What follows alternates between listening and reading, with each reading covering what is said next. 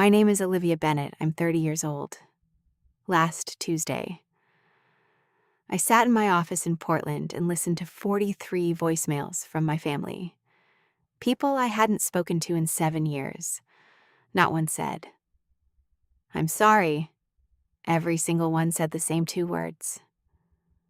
7 years ago, I walked out of my mother's house with $200, one suitcase, and the clothes on my back. My family told everyone in our town I was unstable, that I needed professional help, that they were worried sick. They weren't worried. They were relieved. And they would have stayed relieved if my sister hadn't Googled my name last week. Before I get into what those 2 words were and what I did about them, please take a moment to like and subscribe, but only if this story actually means something to you. Drop your location and your local time in the comments. I want to know where you're listening from tonight. Now, let me take you back to Thanksgiving 2019, the night everything broke. Ridgewood, Ohio. Population 4,000 and change. The kind of town where everybody knows your business before you do. And the gossip travels faster than the internet. Thanksgiving at the Bennett house meant my mother's china on the long table, 15 relatives squeezed elbow to elbow, and my father pouring wine like silence was something you could drown. I was 23, working 2 jobs, waiting tables at Rosario's and answering phones at a real estate office downtown, saving every cent. My sister Abigail had just been promoted to marketing coordinator at a regional insurance firm. Same salary, new title. My mother stood at the head of the table and made a toast. To Abigail, our shining star, always making this family proud. 15 people raised their glasses. I raised mine, too. Nobody asked what I was doing. Nobody asked about my classes, my savings, my plans.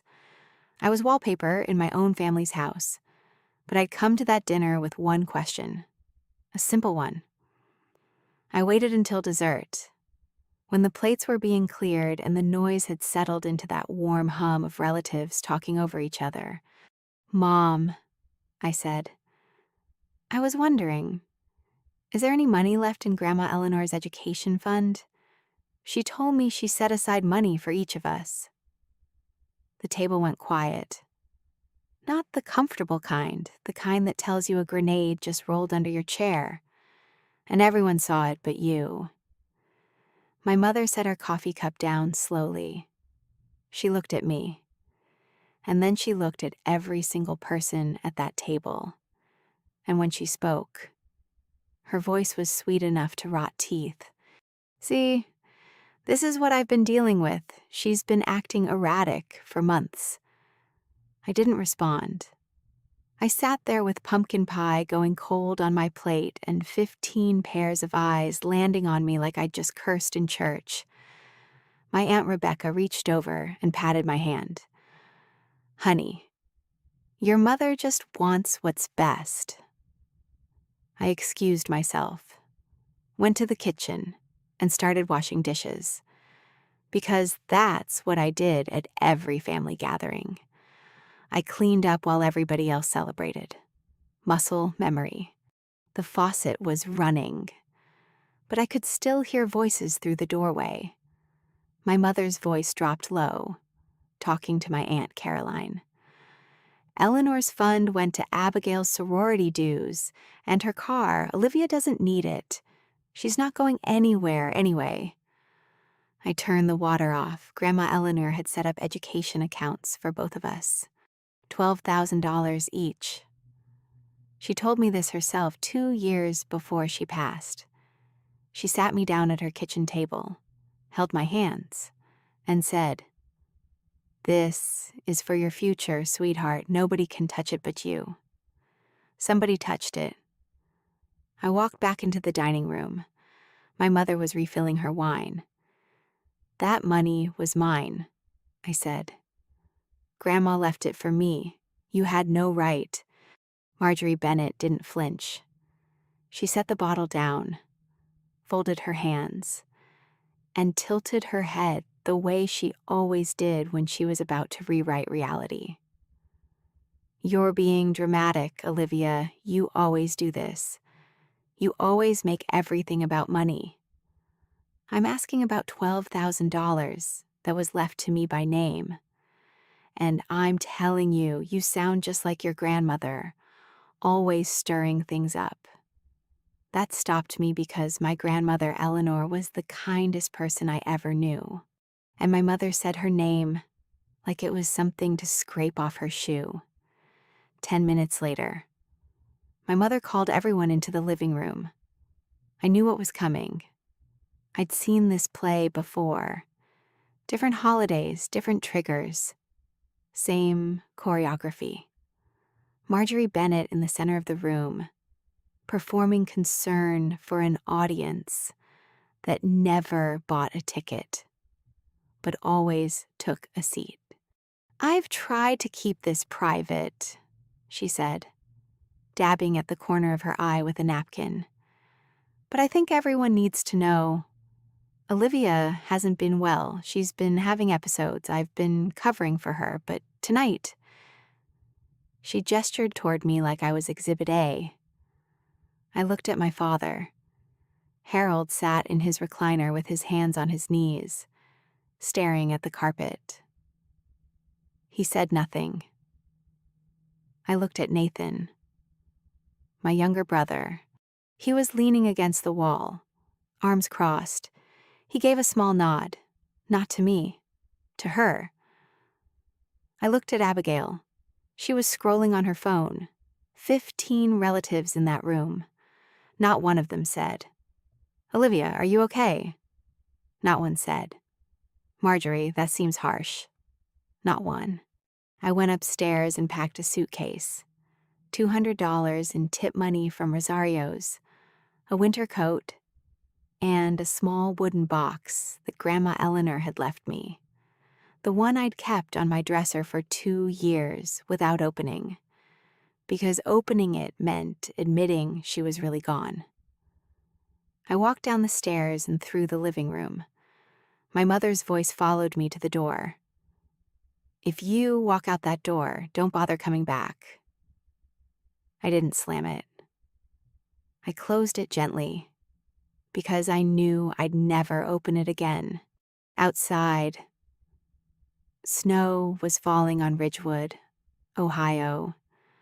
I had a suitcase, $200, and nowhere to go. That was the last time I heard my mother's voice for 7 years. I bought a Greyhound ticket at the station on Route 40. The farthest I could get for what I had was Portland, Oregon. 38 hours on a bus with my suitcase between my knees and a box of my dead grandmother's things on my lap. I didn't sleep. I just watched America scroll past the window. Cornfields, flatlands, mountains, rain, and tried to remember the last time someone in my family had asked me a question that wasn't a complaint dressed up in a question mark. I couldn't. The woman next to me on the bus was heading to Boise to see her grandkids. She offered me half a sandwich outside of Omaha. I thanked her and ate it in 3 bites. She didn't ask why I was crying. She just handed me a napkin and looked out the window. Sometimes strangers give you more grace in 10 seconds than your family manages in 23 years. Portland in December. I spent my first night at a women's shelter off Burnside. The second week in a hostel that smelled like bleach and bad decisions. I had no credit history, no references, no local connections. Just a work ethic that my family had spent 23 years exploiting and 0 years appreciating. I found a job within 2 weeks. Receptionist at a small consulting firm called Carter and Associates. 8 employees. Cramped office on the 3rd floor of a converted warehouse in the Pearl District. They helped communities apply for development grants. I answered phones and sorted mail. It wasn't glamorous. It was a paycheck. 3 weeks into my new life, I checked Facebook for the first and last time. My mother had posted in the family group, "Please keep Olivia in your prayers. She's going through a difficult time, and we just hope she's safe wherever she is. We love her, and our door is always open." 112 reactions, 26 comments, all saying things like, "Praying for her," and "You're such a strong mother, Marjorie." Nathan's comment sat right at the top. She always was the dramatic one. 47 likes. I deleted Facebook that night, and I didn't look back. Let me be honest about what no contact actually costs when you're 23 with nothing. No savings, no health insurance, no emergency contact on any form. I wrote NA for 2 years, until I had someone worth listing. No birthday calls, no Christmas cards. No one to tell when I got the flu so bad I couldn't get off the bathroom floor for 2 days, and thought about calling an ambulance but couldn't afford one.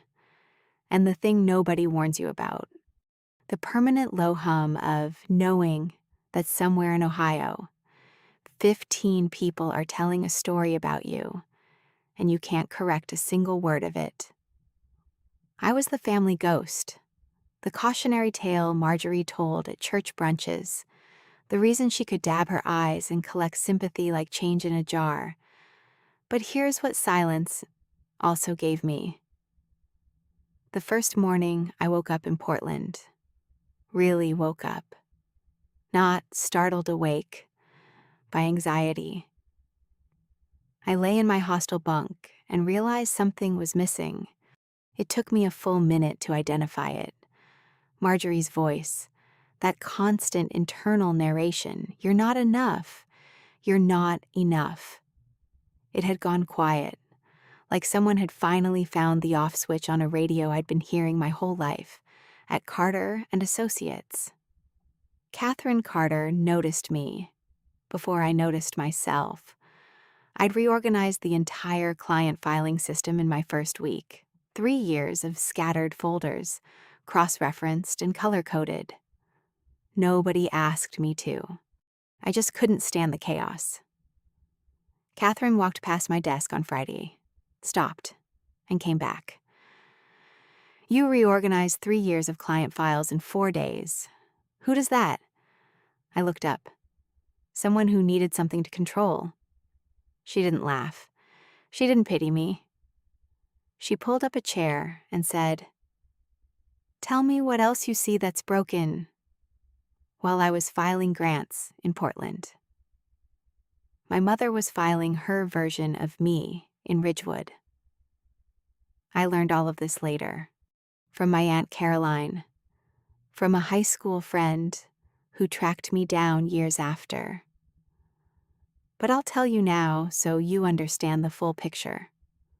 Within a month of my leaving, Marjorie had told the women's ministry at First Presbyterian that I was receiving care at a residential facility. She never said which one she didn't need to. In Ridgewood. Residential facility means one thing, and everybody fills in the blank with the worst version. My old apartment above the hardware store on Main Street. I'd left most of my things there when I walked out. Abigail took it over, sold my furniture, kept my winter coat collection, and told the landlord I'd abandoned the lease. Harold, my father, handled the neighbors. He'd stand in the driveway with his hands in his pockets and say, "We just hope she's safe wherever she is." Voice cracking at the right moment, eyes looking up at just the right angle. He never called me. Not once. Nathan posted on Facebook at least 3 times that first year. Vague, pointed statuses. Family isn't about blood. It's about loyalty. Some people would rather run than grow up. praying for people who throw away everything over nothing. Each one got dozens of likes. Each one was about me. So that was my family's version of Olivia Bennet. A troubled girl who snapped at Thanksgiving, abandoned her family, and ended up God knows where, doing God knows what. A tragedy they could carry like a handbag, pretty enough to show in public, useful for collecting sympathy.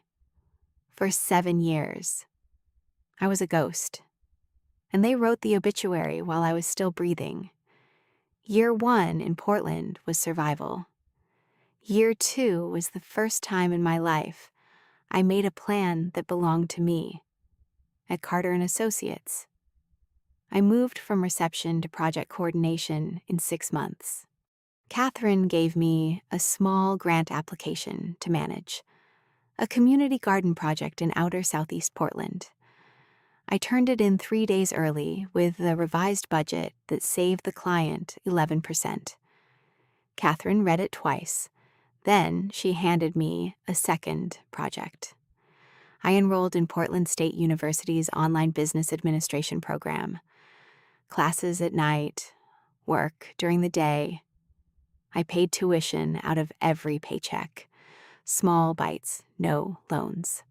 My apartment was a shared 2-bedroom in Selwood with a roommate who worked nights, so we barely overlapped. I cooked every meal, rice and beans on Monday, pasta on Tuesday.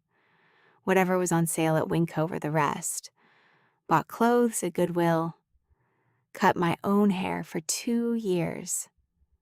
There was no montage, no swelling music, just alarm clocks and spreadsheets, and falling asleep with a textbook open on my chest at 1 o'clock in the morning, waking up at 6 o'clock to do it again. I didn't have a plan to become successful. I had a plan to never feel powerless again. The success was a side effect. Catherine never treated me like a project or a charity case. She treated me like someone who showed up early, stayed late, and noticed things other people walked past. When I flagged a billing error in a client's account that would have cost the firm $6,000, she promoted me to junior consultant. "You caught something my accountant missed," she said. "Your accountant doesn't check the math twice." And you do. I check everything twice. It's how I grew up. She didn't ask what that meant. She didn't need to. Catherine Carter was the kind of leader who understood that the hungriest workers are the ones who've been starving the longest. And the best thing you can do is stop talking about their hunger and start putting food on the table. I was hungry. And she kept feeding me work. I finished my degree at the end of year 3. No ceremony, no cap and gown. I printed the diploma at a FedEx, framed it with a $10 frame from Target, and hung it above my desk at work. Catherine saw it the next morning. She knocked on my door. By then, I had an office, small with a window that faced the parking lot, but it was mine. "Congratulations," she said. "How does project manager sound?" Carter & Associates had grown from 8 people to 35. We'd expanded into housing development consulting, grant writing for tribal communities, and small business incubation programs. Catherine promoted me to project manager, and I took over a team of 10 that same month. Emily Parker walked through our front door for an interview. Emily was 30, sharp, and had a laugh that could fill a room. She'd worked in nonprofit communications in Seattle before burning out. We connected immediately. Not over work, but over the thing neither of us usually talked about. 3 weeks into her employment. Emily and I were eating takeout at my desk after a late deadline. She asked why I never mentioned family. I told her all of it. The Thanksgiving, the fund, the voicemails that never came, the Facebook posts, the door closing behind me in the snow. It was the first time I'd said it all out loud to another person. Emily listened without interrupting. When I finished, she was quiet for 10 seconds. Then she said, "Yeah, mine told people I died." I stared at her. Car accident, that was the cover story. Easier than telling their church friends their daughter was gay. We sat with that for a long time. And then I cried. For the first time since leaving Ohio. On my 28th birthday. I opened the box. 5 years. I'd carried it from Ohio to Portland in a suitcase. Moved it from the shelter to the hostel to the shared apartment to my own place. It sat on my nightstand every single night. And every single night, I didn't touch it. Because opening Grandma Eleanor's box meant admitting two things: that she was gone, and that she was the only person in my family who had loved me without conditions. Emily was the one who pushed me. "You've been staring at that box for 5 years. It's not a bomb. Open it." So I did. Inside, a strand of pearls, the one she wore to church every Sunday. A photograph of me at age 6, grinning at the camera with a gap in my front teeth. It was the only photo of me as a child that I owned. My mother never hung pictures of me in the house. Abigail's school portraits lined the hallway. Mine went into a drawer. And a letter, folded once. Grandma Eleanor's handwriting, shaky, careful. The cursive of a woman who grew up believing penmanship was a form of self-respect. "Olivia, if you're reading this, it means you had the courage to leave. Good. I wanted to leave my whole life, but I was afraid. Don't be like me. Don't hold this family together at the cost of yourself. You don't owe anyone your life." I read it 3 times. The third time, my hands were shaking so hard the paper rattled. All those years, every Thanksgiving, every Christmas, every family dinner where I bit my tongue and passed the potatoes and pretended the pecking order didn't exist. I thought I was honoring Grandma Eleanor's wish: keep this family together. She'd said it at holidays. She'd said it when I'd called her crying after arguments with Marjorie. She'd said it so many times, it became my operating system. But she'd said it in front of the family, under Marjorie's roof, with Marjorie listening. This letter, folded into a box, hidden like contraband, was what she'd actually meant. There was a postscript, the education fund. I left instructions with my lawyer. "Mr. Whitaker, ask Caroline. She knows." I sat on my bed with the letter in one hand and the photograph in the other. And I understood something I'd been circling for years. Grandma Eleanor hadn't asked me to keep the family together.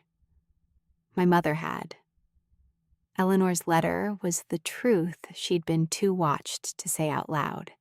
Year 6. Catherine sat me down and offered me a title I'd never imagined on a name tag: Chief Operating Officer.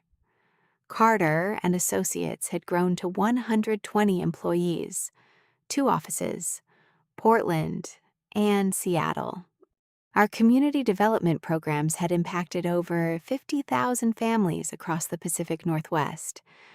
We'd been featured in a regional business magazine, invited to speak at conferences, and recognized by the governor's office for our tribal partnership work. I wasn't rich. I want to be clear about that. I drove a used Subaru. I lived in a 1-bedroom in Northeast Portland. I had a retirement account, a savings account, and health insurance that covered dental by Ridgewood standards. I was doing fine, by my own standards. The girl who slept in a shelter 7 years ago. I was breathing air I never thought I'd reach. The magazine interview came out in October. A regional publication ran a profile on women in community development leadership. My photo, my name, my title, my story, the sanitized version, about starting as a receptionist and working my way up. Catherine threw a small office party when the article went live. Emily bought a cake that said, "Too cool for school," in blue frosting. My life was quiet, steady, full of people who respected me and work that mattered. I didn't look for my family on social media.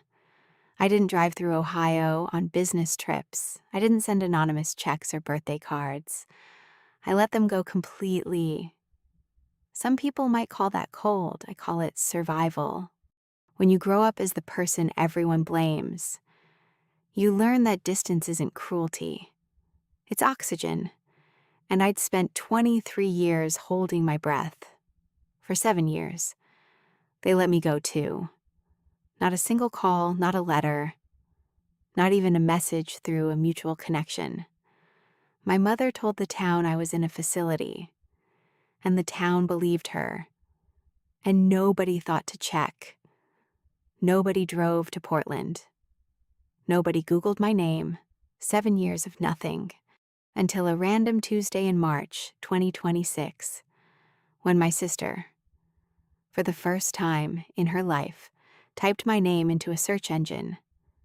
She wasn't looking for me. She was looking for money. You know what's interesting? Not one person in my family ever Googled me. Not once in 7 years. They never checked. Never wondered.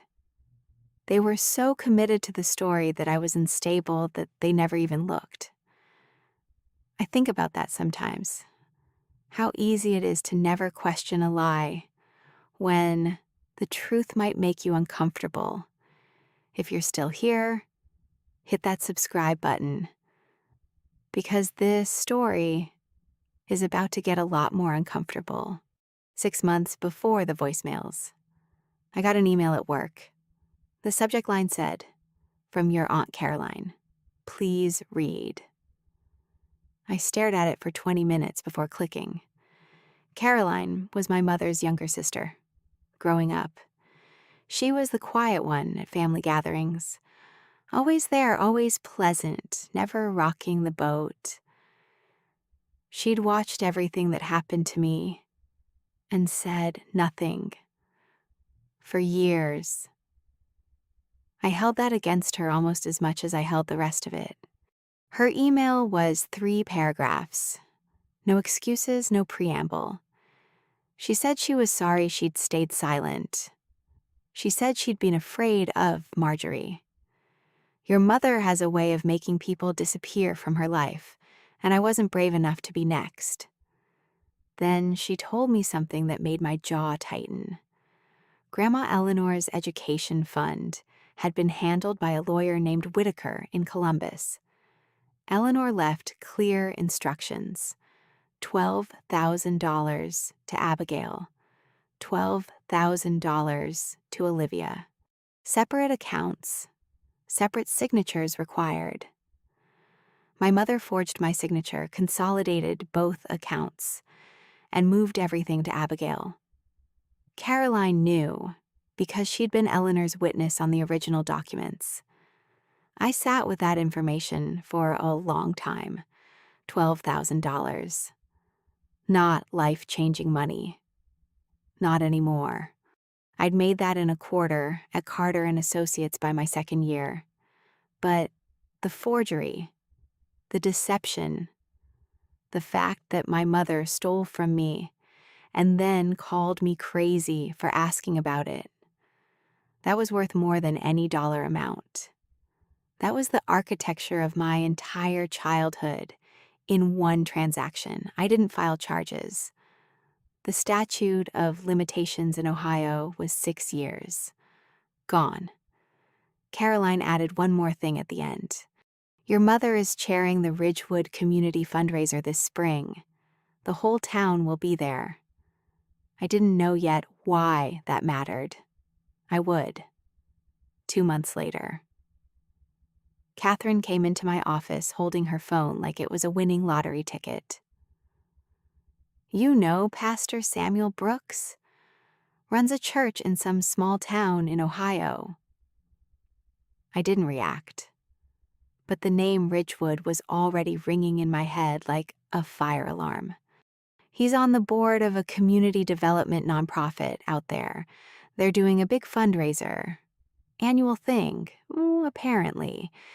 And they want a keynote speaker, someone who works in community development, has a personal connection to small town revitalization. He reached out through our network. She looked at me. I recommended you. You grew up in a small town in Ohio, right? I hadn't told Catherine which town. She didn't know my family. She didn't know that the fundraiser's chair was the same woman who told 200 people her daughter was in rehab. The town is Ridgewood, I said. Great, so you know the area. You'd be perfect. I almost said no. The word was right there, sitting on my tongue like a reflex. And then I thought about Grandma Eleanor's letter, about closing that door in the snow, about 7 years of being a ghost in a story I didn't write. I'll do it, I said. Catherine grinned. Fantastic. I'll send your bio to Pastor Brooks. After she left, I sat in my office and Googled Ridgewood Community Fundraiser. The event page listed Marjorie Bennett as committee chair. The venue was the community center on Maple. The date was March 15th. I picked up my phone and texted Caroline. I know about the fundraiser. I'm the keynote speaker. Her reply came in 30 seconds. I know. I didn't tell your mother. Be ready. I was going back to Ridgewood. On my own terms. Through my own front door. 2 weeks before the fundraiser. On a Tuesday afternoon. My sister sat down at her kitchen table and typed my name into Google. I know the details because Caroline was there. She told me everything. Abigail was 32, freshly divorced, and drowning. Her ex-husband left 2 years earlier. Took the dog, half the savings, and all of the ambition. She'd been coasting on the house, but the mortgage was 3 months behind, and the bank was circling. She needed a co-signer for a new loan. Marjorie's credit was wrecked. Harold was retired, pulling Social Security. Nathan still owed $40,000 in student loans. Abigail needed someone with a real income and a clean financial record. She thought of me, the way you think of a tool you tossed in a junk drawer years ago.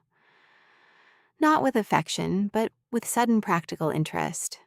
She typed Olivia Bennett, first result LinkedIn, COO, Carter and Associates, Portland, Oregon. Second result, a business magazine profile, Rising Leaders in Pacific Northwest Community Development. Third result, my company bio, professional headshot, conference speaking credits. A quote from Catherine calling me the operational backbone of everything we've built. Caroline said Abigail stared at the screen for a full minute without blinking. Then she called our mother. Mom, you need to see this. See what? Olivia, she's COO of a real company. She's been in Forbes. The sound on the other end of the line, Caroline told me, was not joy, not relief, not pride. It was a sharp inhale, the kind a person makes when the story they've been telling for 7 years catches fire in their hands. That's impossible, Marjorie said. She didn't even finish. She couldn't finish the sentence, because finishing it would mean admitting the lie had been hers all along. The call started that evening. I was in a conference room in Portland wrapping up a quarterly review with my team. My phone buzzed in my pocket. Then again. Then it didn't stop. By the time the meeting ended, I had 43 missed calls, all from Ohio area codes. Some numbers I recognized, some I didn't, all from the same 24-hour window. I went to my office, closed the door, and listened. Voicemail 1. Abigail, breezy, practiced, like she was calling about brunch. Olivia, it's Abigail. I know it's been a while. Listen, I need to talk to you about something important. Call me back. Voicemail 7. Harold, halting, uncomfortable. Honey, it's Dad, your mother and I. Well, the family's been going through a rough patch. We could really use your help. Give us a call when you can. Voicemail 15, Marjorie, clipped, controlled. Olivia, this is your mother. I don't know what you've been doing out there, but family is family. We need to talk. Voicemail 23, Nathan, chewing something. Yo, Liv, it's Nathan. So, looks like you're doing pretty good out there. That's cool. That's cool. Hey, listen.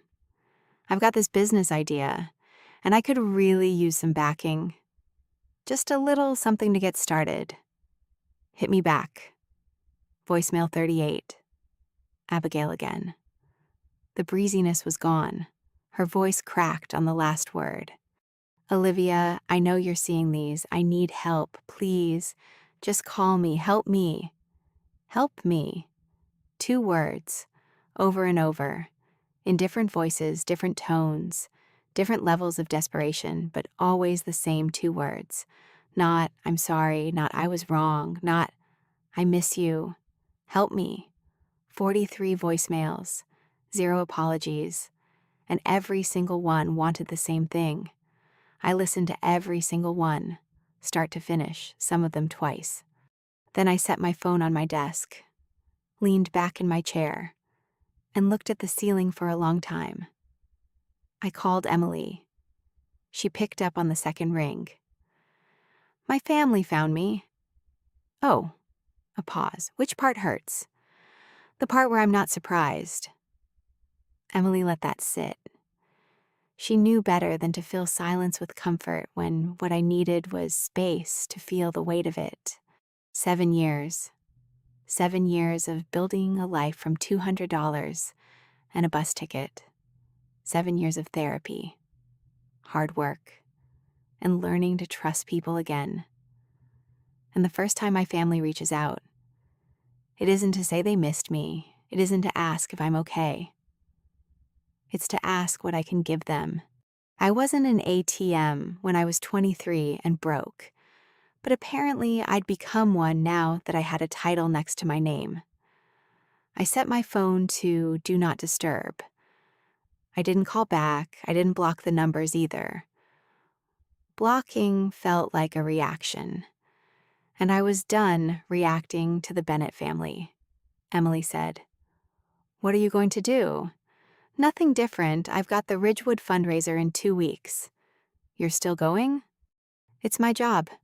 "Emily, I don't rearrange my career because my family can't rearrange their behavior." She let out a small laugh. "Okay, COO, go get 'em." I hung up and looked out my office window. The Portland rain was tapping against the glass, soft and steady, the way it always does in March, constant, but manageable. I'd been managing worse my whole life. They didn't take silence well. 3 days after the voicemails, an email arrived in my work inbox, my professional email, the one listed on our company website, from marjorie.bennett.ridge@gmail.com. Subject, Your Mother. Olivia, after everything this family has done for you, you can't even return a phone call? I've spent 7 years defending you to people who asked where you were. I told them you were getting help. I protected your reputation, and this is how you repay me. I always told people you were selfish. I guess I was right. I read it twice, saved it, didn't reply. The next day, a LinkedIn message from Abigail. I see you're doing well for yourself. Congratulations, I guess. But family is family. Olivia, I need a cosigner on a loan. It's not a lot. You owe us that much. Oh, that word again. The Bennett family currency. Then Nathan. Because Nathan never could stand being left out of a performance. Posted on Facebook, public. Tagged half the extended family. Funny how some people get a fancy title and forget where they came from. Family supported you your whole life, and now you're too good to answer your phone. #ungrateful, #family first. 41 likes, 12 comments, all agreeing. I screenshotted everything. The email, the LinkedIn message, the post. Not for legal reasons. For myself. For the mornings when I might wake up and wonder if I'd imagined it all. If maybe my family wasn't that bad. If maybe I should have tried harder. Evidence that I wasn't the problem. Evidence I could hold in my hands. That evening, Caroline texted, "They know you're the fundraiser speaker. Your mother found out from the event program. They're planning to be there, so now I knew. They weren't just calling. They were coming. Can I be honest with you for a second?" When I read Nathan's post. Family supported you your whole life. I actually laughed out loud in my office, because the funniest lies are the ones people tell so confidently they forget they're lying, if that hit a nerve. If you've ever been called ungrateful for simply wanting to be treated like a human being, drop a comment. Tell me your 2 words. I'll read everyone. March 15th. I flew into Columbus, rented a car, and drove southeast for 90 minutes through flat, gray Ohio farmland. Ridgewood looked smaller than I remembered. The hardware store, the diner, First Presbyterian, white steeple poking up through bare trees like a finger telling you to hush. Everything was the same, which somehow made it feel like I was the one who'd changed dimensions. The community center on Maple Street was decorated like someone had thrown a wedding for the entire town. White tablecloths, rented centerpieces, a banner across the entrance, building tomorrow together. Ridgewood Community Fundraiser. 200 seats. Nearly all full by the time I arrived through the speaker entrance on the side of the building. I signed in at the registration table. A volunteer, a woman about my mother's age, someone I half recognized from church, glanced at my badge and smiled. "Ms. Bennett, welcome. Pastor Brooks is so excited to have you." I wonder if she connected the name. I wonder if she remembered me at all. I wore a charcoal gray blazer, a white blouse, and my hair pulled back. My speaker badge read, Olivia Bennett, COO Carter and Associates, keynote speaker. Through the doorway, I could see the main hall, tables of 8, each one filled with the people of Ridgewood, teachers, shop owners, church members, neighbors, the people who'd heard my mother's version of me for 7 years. And at the center table, in a navy blue dress with her hair freshly done, smiling and greeting guests like she owned the building, my mother, Marjorie Bennett, committee chair Harold beside her, quiet as always, Abigail in a new outfit she probably couldn't afford, Nathan near the buffet, scrolling on his phone, my whole family, 20 feet away, with no idea who was about to take the stage. Pastor Samuel Brooks was a tall man with kind eyes and a microphone voice that filled the room without effort. He'd been the one to reach out to our firm. He'd never met me. He didn't know my history with this town. He stepped to the podium at 7:15. "Good evening, Ridgewood. Thank you all for being here tonight. This fundraiser is about community, about building something bigger than ourselves." Polite applause, the clink of silverware on plates. Our keynote speaker tonight is someone who embodies that mission. She grew up in a small town, started her career from the ground up, and now serves as Chief Operating Officer of Carter and Associates, a firm that has impacted over 50,000 families across the Pacific Northwest.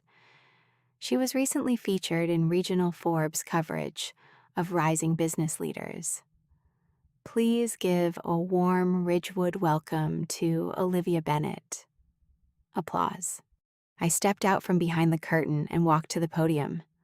The spotlight hit me.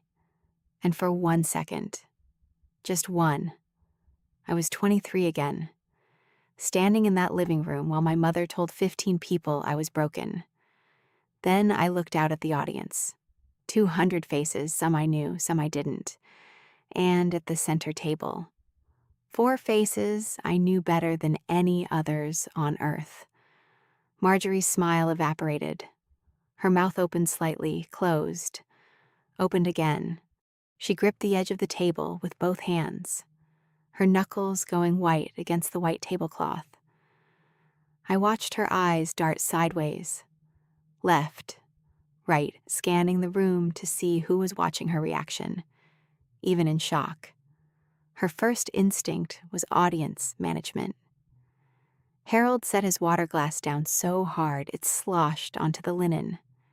His face went slack, and for a moment, he looked like a man who just remembered something terrible he'd done a long time ago. Abigail's hand went to her chest.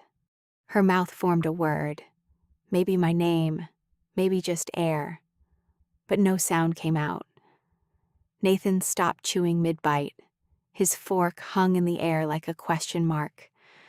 The audience stood. 200 people, the same neighbors, the same church members, the same teachers and shopkeepers who had been told for 7 years that I was unstable, who had prayed for me on Sundays, who had whispered about me at the post office, rose from their chairs and gave me a standing ovation. And my mother sat frozen in the center of it, the only person in the room still in her seat. I let the applause settle, adjusted the microphone, and took a breath. "Thank you, Pastor Brooks. And thank you, Ridgewood. It's been a while." Light laughter. A few people exchanged glances, the ones who recognized me. I delivered my keynote, 20 minutes on community development, funding structures, grant strategies, the power of grassroots organizing, data, case studies, results, professional, polished, the kind of speech I'd given a dozen times at conferences. And then, near the end, I shifted. I grew up in a small town like this one. Some of you might remember me. A murmur. I left this town 7 years ago with $200 in a suitcase. I didn't leave because I wanted to. I left because staying was costing me something I couldn't afford to lose. Silence, the kind that has weight. I was told I was unstable. I was told I needed professional help. The truth is, the help I needed was distance and this career, this work. It started because someone in Portland looked at me and saw a person. Not a problem to manage, not a story to tell at church. A person. I paused. Let the silence do the work. Community development isn't just about grants and infrastructure. It's about seeing people, really seeing them. Not the version that's convenient, not the version that fits someone else's narrative, the actual person standing in front of you. I didn't name anyone. I didn't point at my mother. I didn't even look at her table. I didn't have to. A woman in the third row. Mrs. Whitfield, who taught me English in 10th grade, pressed her hand to her mouth. The man next to her, her husband, turned and stared at Marjorie's table. The whispers started like a match catching. That's Marjorie's daughter. The one she said was she's a COO? When I finished, the room stood again. Longer this time. Some people were wiping their eyes. My mother didn't stand. She sat perfectly still, her napkin clenched in both fists, her face the color of raw steak. The networking portion was supposed to be wine and small talk. It became something else entirely. I stepped off the stage and into a crowd. People I hadn't seen in 7 years shook my hand, touched my arm, said things like, "We had no idea, and your grandmother would be so proud." Mrs. Whitfield hugged me so hard I heard her back crack. Marjorie cut through the crowd like a blade. She arrived with a smile so tight it looked bolted on. 20 people within earshot. She wasn't going to make a scene. She was going to perform. "Olivia, sweetheart." Her arms opened. A hug for the audience. "What a surprise. Why didn't you tell us you were coming?" I didn't step into the hug. "You had my number, Mom. 7 years." The smile flickered. She lowered her voice, stepping closer. "You embarrassed this family, that speech of yours. I didn't name anyone. If people drew conclusions, that's not my responsibility." Abigail appeared at Marjorie's shoulder. "We've been trying to reach you, Olivia. We need to talk about the family. I heard your voicemails. All 43. Not one apology. Just help me. That's not a family reaching out. That's a collection call." Harold materialized behind them, voice low, eyes on the floor. "Olivia, let's not do this here. Dad, you had 7 years to not do this. You chose not to." Nathan trailed behind. "You think you're better than us now?" "No. I think I'm done being less than you needed me to be." I stepped back, straightened my blazer, and nodded once to Pastor Brooks, who was watching from near the stage with an expression somewhere between concern and understanding. Then I walked toward the exit, steady, even, no running, no slamming. I'd done enough of that 7 years ago. I sat in my rental car in the parking lot for 20 minutes, engine off, hands on the wheel, breathing. Inside the community center, I could see people through the windows standing in clusters, looking toward the door I had just walked through. The Whisper network was running at full capacity. By morning, every kitchen table in Ridgewood would have a new version of Tonight. I called Emily. "It's done." I said what I needed to say. "How do you feel?" "Like I'm 30 years old for the first time." She laughed. "I almost did, too." I drove back to my hotel in Columbus. That night, I opened my laptop and wrote one email addressed to my mother, my father, Abigail, and Nathan. "I'm writing this once. I'm not co-signing any loan. I'm not sending money. I'm not funding anyone's business idea. I'm not angry. I'm clear. If any of you want a real relationship with me, it doesn't start with a voicemail asking for help. It starts with an honest conversation, a real one, where someone says what happened out loud and acknowledges it. Not, we did our best. Not, that's in the past. Not, family is family. An apology. Specific. For the fund. For the lies. For the 7 years of telling this town I was in a facility when I was building a career. Until that happens, I wish you well. But my answer is no. I read it twice, changed nothing, and pressed send. Then I closed my laptop, turned off the light, and lay in a hotel bed 3 miles from the town I grew up in, listening to Ohio silence for the first time in 7 years. No triumphant music, no tears, just the quiet satisfaction of a woman who'd finally stopped negotiating with people who never valued the deal. A week after the fundraiser, I called Mr. Whitaker, the lawyer in Columbus, the one Grandma Eleanor had named in her letter. He was retired now, 81 years old and living in a condo near Easton, but he remembered. "Your grandmother was a remarkable woman," he said. "She came to me specifically because she didn't trust your mother with those accounts. She made me promise to keep the original documents. And when my mother forged my signature," a long sigh, "I didn't find out until later. By then, the statute of limitations was running. I'm sorry, Olivia, I should have done more." The $12,000 was gone, legally. There was no recovery.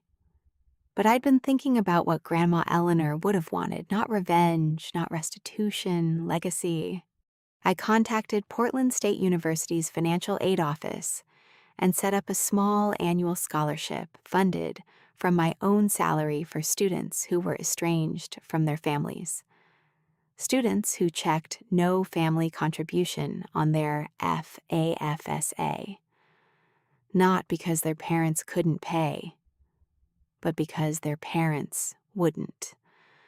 I named it the Eleanor Bennett Community Scholarship. The university published the announcement on their website. 2 paragraphs. My name, my grandmother's name. A photo of the 2 of us from the box. 6-year-old me grinning with that gap in my teeth. Grandma Eleanor behind me, with her hands on my shoulders and her pearls catching the light. It wasn't about the money. It was about rewriting the ending. My grandmother spent her whole life being polite about her own cage. She never left. She never spoke up. She stayed. And she was afraid. And she died in that house surrounded by people who underestimated her. I named a scholarship after her. Let them Google that. Caroline called me 3 days after the fundraiser. I let it ring twice before answering. She was crying before I said hello.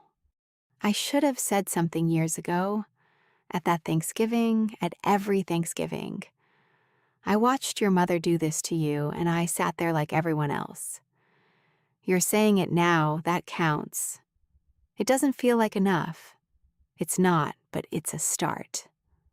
Silence. I need time, Caroline, before we build anything. I appreciate the emails. I appreciate the warning about the fundraiser. But trust isn't a switch. I can't flip it because someone's finally being honest. I understand. Her voice was small, then steadier. Can I tell you what happened after you left?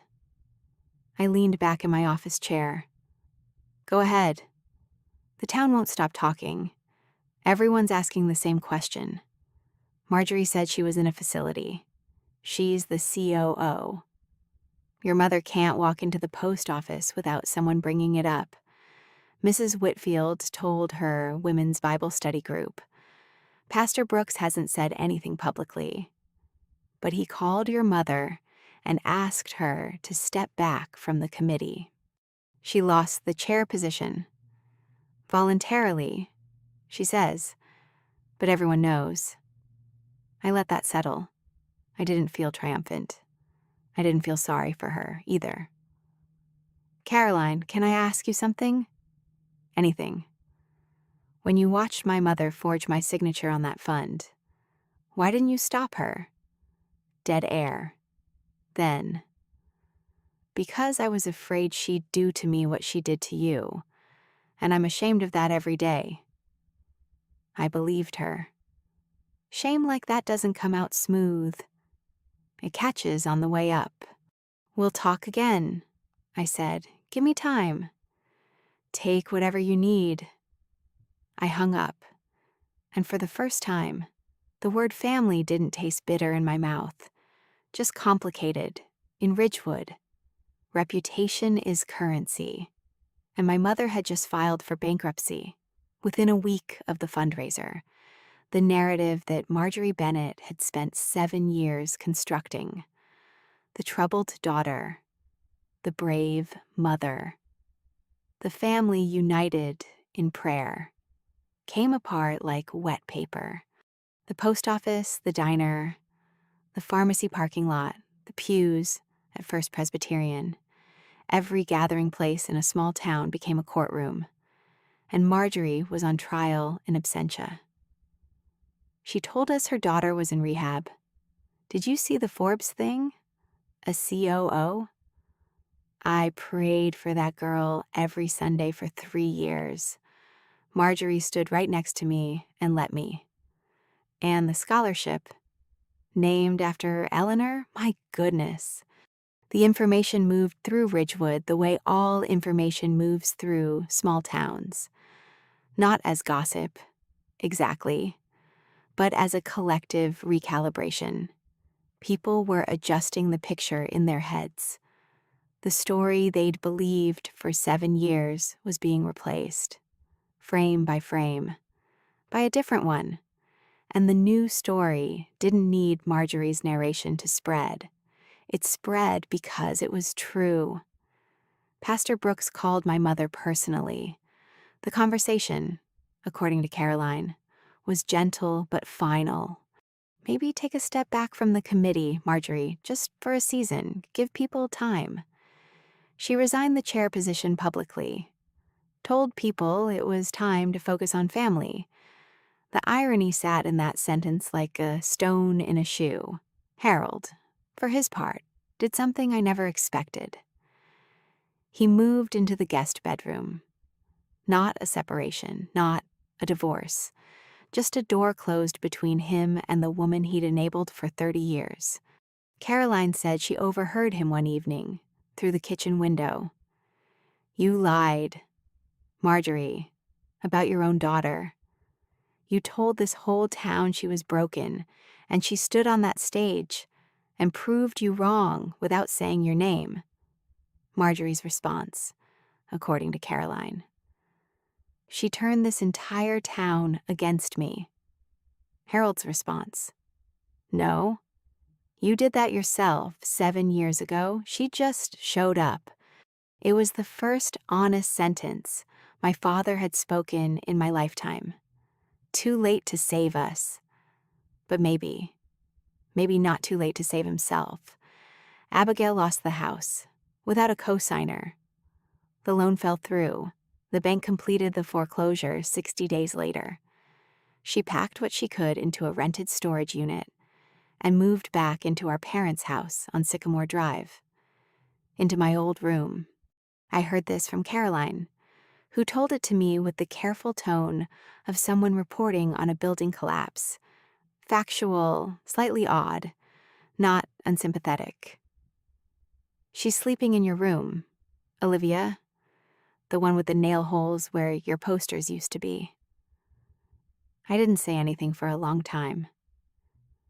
Is there still a mark on the wall by the closet from where I measured my height every birthday? I don't know. Probably. The golden child, the one who got the fund, the car, the sorority dues, the toast at Thanksgiving, the first hug, the second hug, the assumption that she would always be fine, was now 32 years old, divorced, unemployed, and sleeping in the room of the sister she'd never defended. Did I feel satisfaction? A little. I'm human, but mostly. I felt something sadder. The recognition that Abigail had never been given the tools to build anything on her own. Every scaffolding in her life had been my mother's construction. The school that was chosen for her. The job that was arranged through connections. The fund money that was redirected to cover her expenses. And when the scaffolding came down, there was nothing underneath, no muscle, no callus, no resilience. Being the golden child, it turns out, is its own kind of cage. You just don't notice the bars because they're gilded. Abigail didn't apologize. Caroline said she was telling people. If Olivia had just helped, none of this would have happened. Still blaming, still pointing, still a Bennett. But Caroline also said something that stayed with me. She said that one night. She saw Abigail standing in the doorway of my old room, running her finger along a nail hole in the wall, the one where I'd hung Grandma Eleanor's photo. She stood there for a long time, and she didn't say a word. Nathan's reckoning came from an unexpected direction. His girlfriend, Claire, a dental hygienist from the next town over, saw the Facebook post, the one calling me ungrateful, the one that got 41 likes, and made Nathan feel like a righteous brother standing up for family values. Claire didn't like it. You publicly shamed your own sister for not giving you money, she told him, according to Nathan's own account later, relayed through Caroline. Claire said it while packing an overnight bag. That's not who I want to be with. Nathan deleted the post, but the internet remembers what people wish it wouldn't. Screenshots had already circulated through Ridgewood's unofficial text chains, the ones that move faster than the town newspaper ever did. He was 27 years old and learning for the first time that actions on a screen have weight in the real world. Harold's letter arrived at my office 6 weeks after the fundraiser. It came by mail, not email, not text. A white envelope with his handwriting on the front. Careful, slanted. The penmanship of a man who never writes letters and had to think about every word. I opened it at my desk. Olivia? I don't know if I have the right to say this, but I'm sorry. Not for your mother, for me, for sitting in that chair and saying nothing, for every time I told you. Don't make your mother upset. When I should have told her to stop, I wasn't keeping the peace, I was keeping my comfort. You deserve a father who chose you even when it was loud. I didn't. And I'll carry that. I read it twice, set it in my desk drawer, and didn't respond. It was the first apology I'd received from a Bennett, from the person I expected it from last. 3 months after the fundraiser, Portland, a Sunday evening in June. I'm standing in my kitchen, stirring a pot of pasta while Emily argues with my neighbor Martin about whether hot sauce belongs on garlic bread. Catherine is on my couch with a glass of red wine, telling a story about a grant proposal that went sideways in the most spectacular fashion. 2 other colleagues from the office are setting my dining table, the one I bought at an estate sale in Selwood. 6 chairs, oak, scratched and imperfect, and mine. This is my Sunday dinner every week, same people, give or take. No obligations, no performances. No one here, because they have to be. Everyone here, because they want to be. I look around the table when we sit down, and I think about another table, a longer one set with better china in a house in Ohio where I was invisible. This table is smaller. The plates don't match.